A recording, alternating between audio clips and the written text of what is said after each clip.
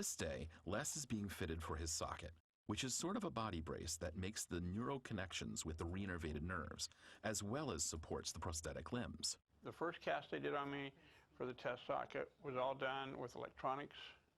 They took like a, I don't know, like a scanner, and just started walking around my body, and they just painted it on the screen, and boom, they sent it off, and I get out here and it fits. This guy says, no, I can't feel every little dimple and divot that I want to feel. He says, I want to do it with plastic. Great. And this old school is working out so much better than the modern. While the socket got its finishing touches, the team took the next step and had Les work with the virtual reality system that mimics the actual prosthetic arms. Relax. Let's do some elbow up. Good. Relax. A couple days later, the socket was back, and the arms were attached. Les and the team were about to make history.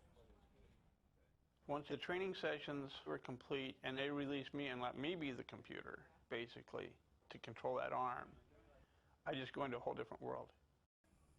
I think we're just getting started at this point. It's like the early days of the internet. There's just a tremendous amount of potential ahead of us, and we've just started down this road, and I think the next... Other milestones reached by the team were, this was the first time the MPLs were operated by a shoulder-level amputee at the full 3 degrees of freedom and with over 30 total degrees of motion on both sides, with complete intuitive thought-based control. He still needs to select which one he wants to use. So he needs to position the shoulder, then the elbow, then the wrist, then the hand separately and rest in between. Maybe I'll be able to, for once, be able to put change in a pop machine and get the pop out of it. Simple things like that that most people never think of. And it's re-available to me.